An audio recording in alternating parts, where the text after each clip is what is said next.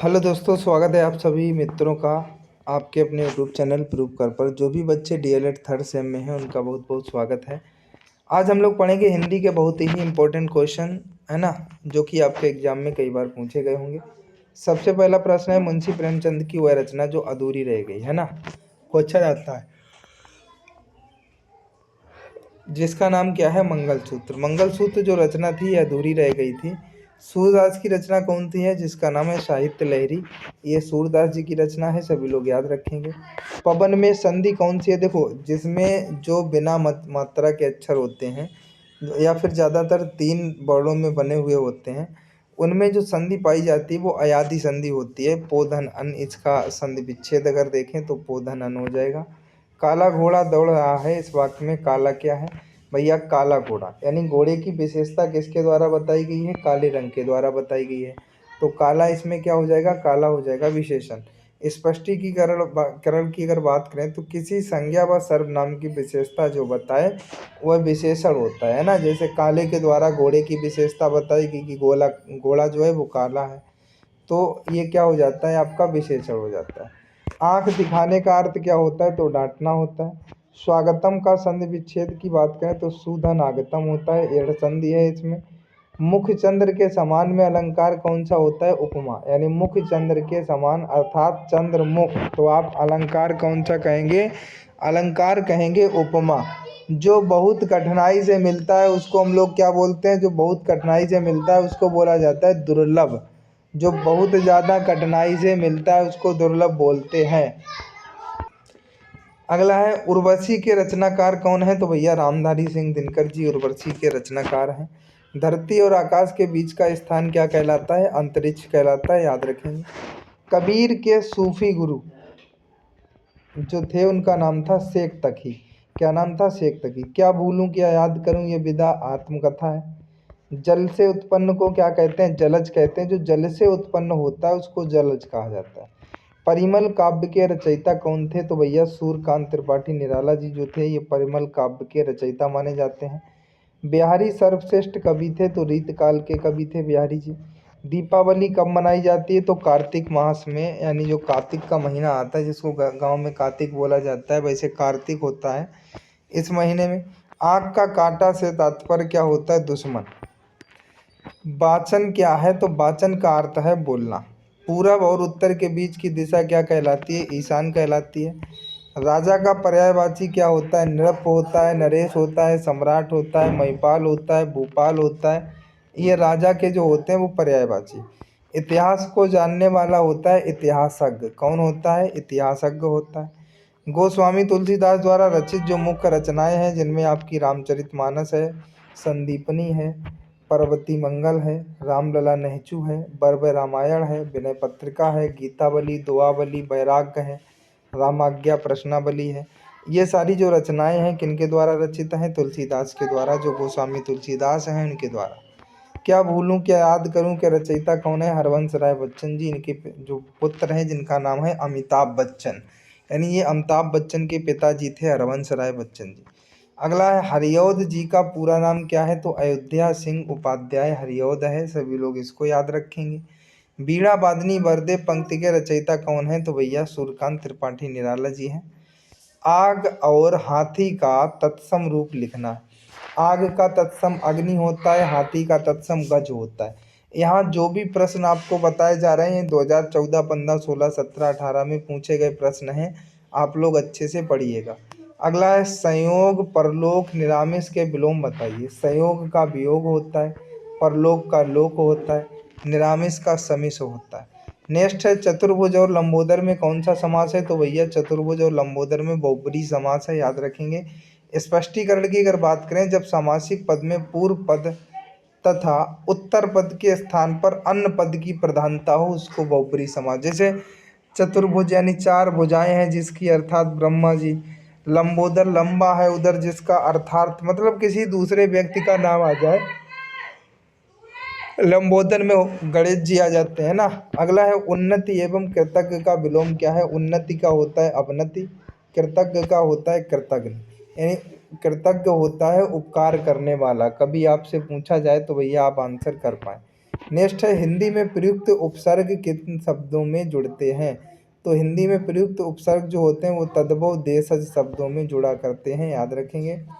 जो शब्दांश शब्द से पहले लगता है उसे उपसर्ग कहते हैं। यानी कोई शब्द आपको बनाना है, जैसे कार लिखा हो, कार में अगर उप जोड़ देंगे तो उपकार हो जाएगा। जैसे सार लिखा हो, सार में अगर अनु जोड़ देंगे तो अनुसार हो जाएगा।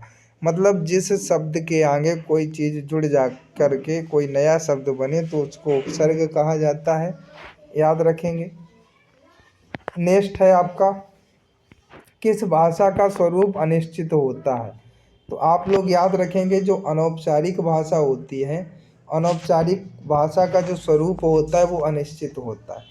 नेक्स्ट है 12 बाट होना लोकोक्ति का अर्थ बताते हुए इसका वाक्य में प्रयोग कीजिए। तो आंसर हो जाएगा बंटवारा करना। वाक्य प्रयोग है राहुल अपने भाइयों में 12 बाट हो गया, है ना। अगला है माखनलाल चतुर्भुज की प्रमुख रचनाएं कौन कौन सी हैं। एक हेमतरंगिनी है, एक युगचरण है, एक माता है, एक वेणु है, एक लो गूंजे धारा है, एक समर्पण है, एक हिमक्रीटनी है। ये रचनाएं हैं। नेक्स्ट है हरवंश राय बच्चन की प्रमुख रचनाएं। नीड़ का निर्माण है, फिर मधुशाला, क्या भूलूं क्या याद करूं, ये हरवंश राय बच्चन की प्रमुख रचनाएं मानी जाती हैं। अगला है प्रेमचंद, मुंशी प्रेमचंद की प्रमुख रचनाएं। एक रंगभूमि हो गई, गबन हो गई, गोदान हो गई, नमक का दरोगा हो गई, सप्त सरोज हो गई, हिंदी हो गई, कर्मभूमि हो गई। ये मुंशी प्रेमचंद जी की प्रमुख रचनाएं हैं। अगला है रूढ़ शब्द किसे कहा जाता है। तो उदाहरण सहित बताना है। रूढ़ शब्द उसे कहते हैं जो किसी शब्द के योग से नहीं बनते हैं।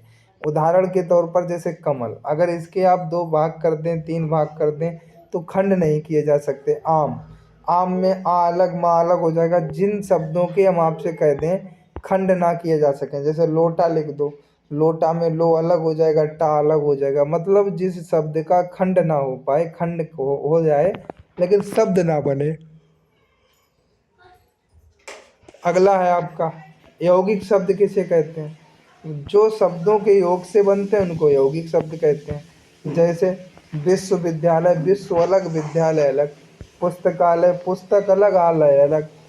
छात्रावास, वास एक अलग शब्द होता है, छात्रा अलग होता है। तो आप लोग समझ गए होंगे। नेक्स्ट है हिंदी जगत में महाप्राण कवि के रूप में कौन सा कवि जाना जाता है। तो सूर्यकांत त्रिपाठी निराला जी को महाकवि, महाप्राण के रूप में जानते हैं। उपकार के बदले किए जाने वाले उपकार को कहते हैं, आपको ये क्वेश्चन मिलेगा। एक है उपकार के बदले किए जाने वाले उपकार को क्या कहा जाता है, प्रत्युपकार कहा जाता है। तो आप लोग याद रखेंगे क्या कहते हैं, प्रत्युपकार। नेक्स्ट है कबीर दास की प्रमुख रचनाएं। तो भैया बीजक, साखी, शबद, रामायणी आप सभी लोग जानते होंगे। सूरदास की सूरसारावली, सूरसागर, साहित्य लहरी, सूर पचीसी, ये सारी रचनाएं किनकी हैं, सूरदास जी की प्रमुख रचनाएं हैं। अयोध्या सिंह उपाध्याय हरिऔध की प्रमुख रचनाएं अगर पूछ ली जाए तो आधा अधखिला फूल हो जाएगा, रस कलश हो जाएगा, वैदेही वनवास हो जाएगा, महाकाव्य हो जाएगा, प्रिय प्रवास हो जाएगा, महाकाव्य रुक्मणी परिणय हो जाएगा। ये सारे हो जाएंगे।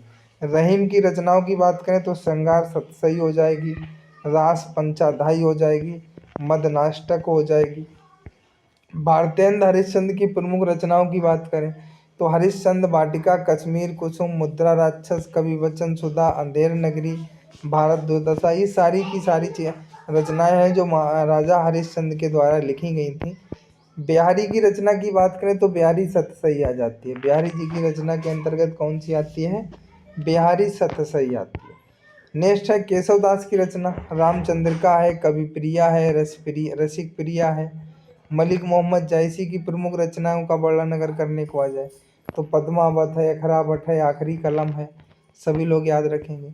देशज शब्द किसे कहते हैं, तो उदाहरण सहित बताने को अगर आ जाए तो देखो देशज शब्द वे शब्द होते हैं जिसकी उत्पत्ति अज्ञात है, अर्थात हमको यह ज्ञात नहीं है कि ये शब्द किस भाषा से लिए गए। जैसे लोटा, डिब्बा, खिड़की, ठेस, ये सब देसी शब्दों के अंतर्गत आते हैं। देसी भाषा में हम लोग बोलते हैं इनको घर पे, नहीं ठेस लग गई यार, खिड़की खोल दो, डिब्बा दे दो, है ना, लोटा ले आओ, ये क्या होते हैं, देसी शब्द। अगला है सरल वाक्य किसे कहते हैं। तो जिस वाक्य में केवल एक ही क्रिया हो सरल वाक्य कहलाता है।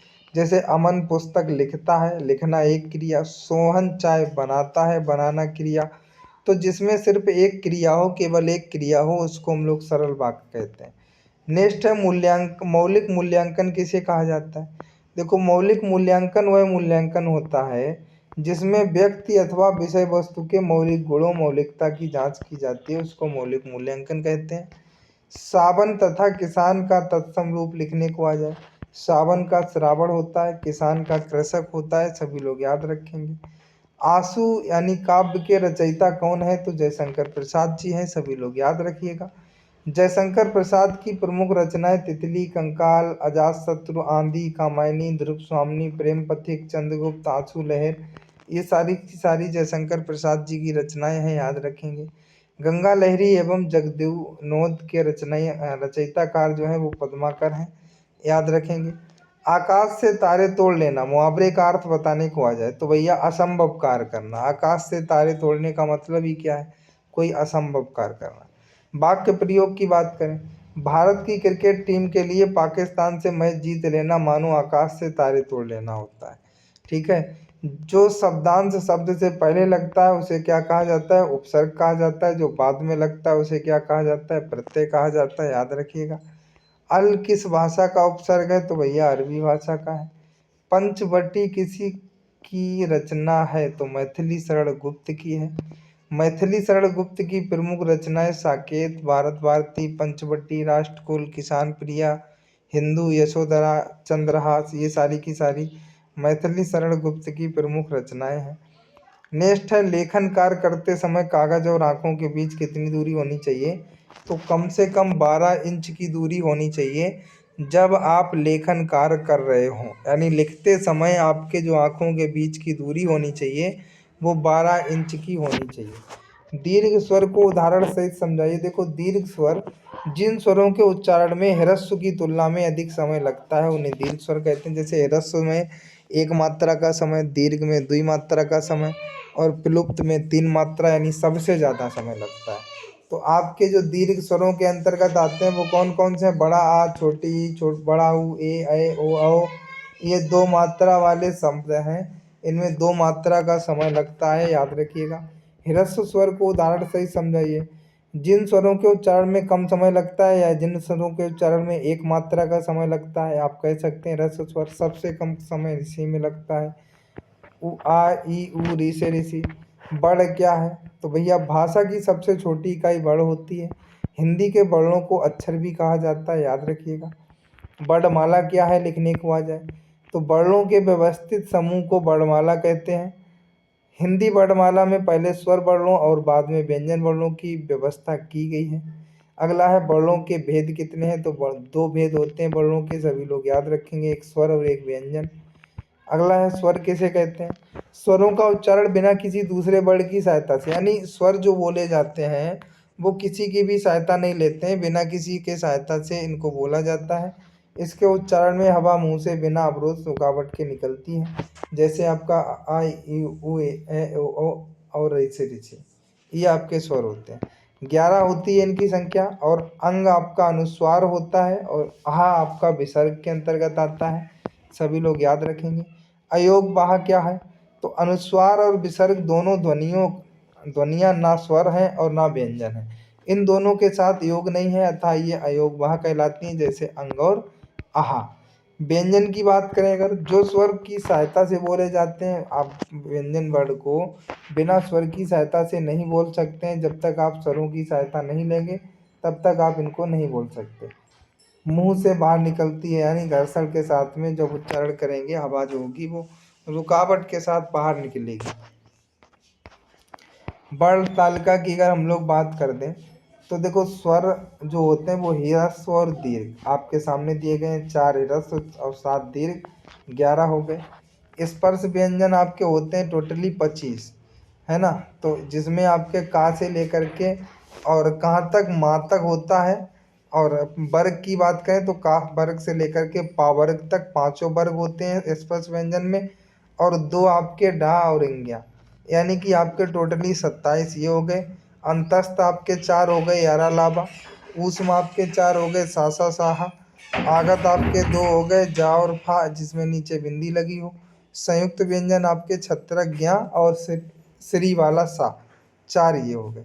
तो 11 स्वर होते हैं, याद रखना। उच्छिप्त व्यंजन डा और डा को उच्छिप्त व्यंजन भी कहते हैं, याद रखिएगा।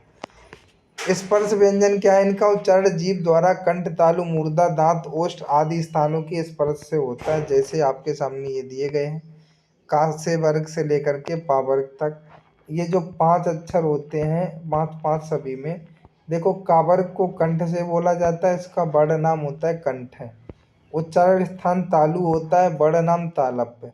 मूर्धा मूर्धन, दांत दांत, दांत दंत, ओष्ठ ओष्ठ।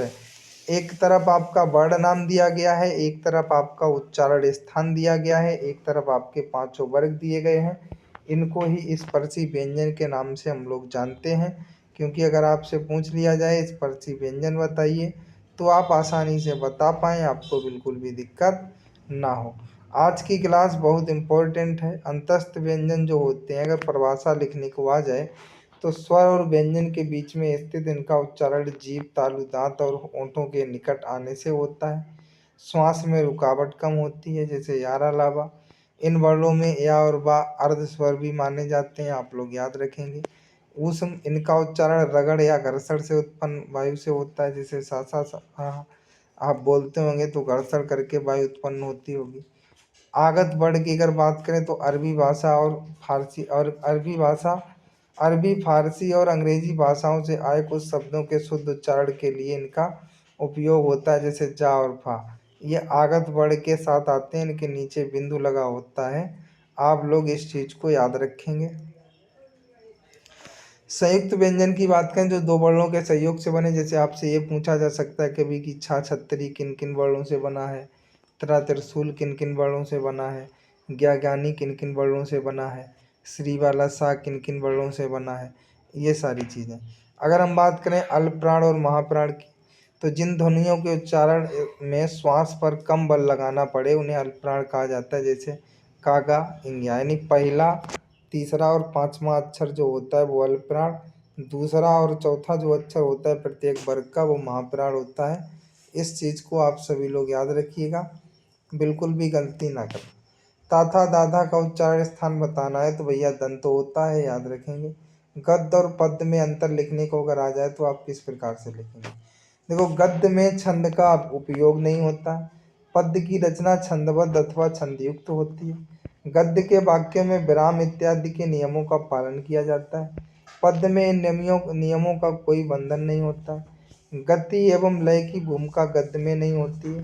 पद्य में गति एवं लय की विशेष भूमिका रहती है।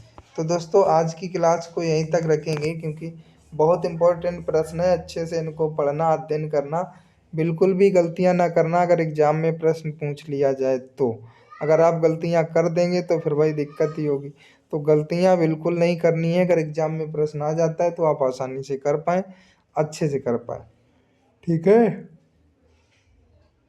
फिर अब मिलेंगे आपको नेक्स्ट वीडियो में। तब तक के लिए सभी को जय हिंद, वंदे मातरम।